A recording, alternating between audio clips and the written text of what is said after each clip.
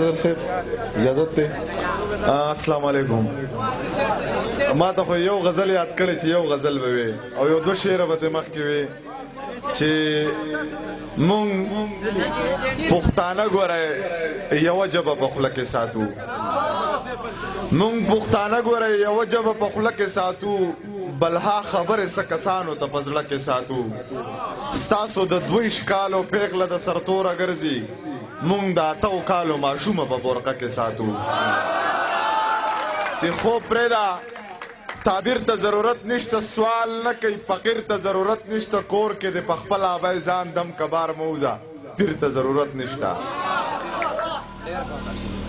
کور کې د په خپل آبای ځان دم کبار موزه پیر ته ضرورت نشته. نوم راته د دغه رقیب ماخله نور مړی دی خنزیر ته ضرورت نشته.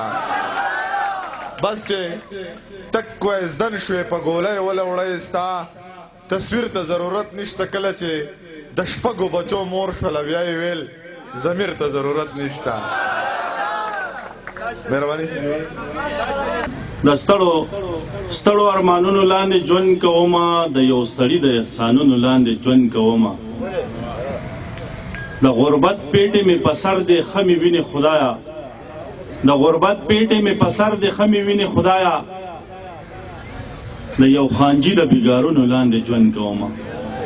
وخت ماښامې دی نو د یو ماښام حوالې سره یو غزل به ویم چې د زړه صبر مې تمام دی او ستا یادونه دي کافرې، د زړه صبر مې تمام دی او ستا یادونه دي کافرې، څه پیکه پیکه په اخام دی او ستا یادونه دي کافرې، چې یو څکم که نه څکم زه په یو دوه کې حیرانه، د شرابو ګوډ حرام دی او ستا یادونه دي کافرې، ستا غمونه رانه واخلي د خمار د پاره نه څکم، بیا مې کړی انتظام دی او ستا یادونه دي کافرې. نن د ډېرې خوشحالۍ نه په جامو کې نه ځایېږم، را لېږلې سلام دی او ستا یادونه دي کافرې. مهرباني نن د ډېرې خوشحالۍ نه په جامو کې نه ځایېږم، را لېږلې سلام دی او ستا یادونه دي کافرې. زه د مینې لیونی یم زه په مینه باندې پایم، زه د مینې لیونی یم زه په مینه باندې پایم، زما نوم هسې بدنام دی او ستا یادونه دي کافرې.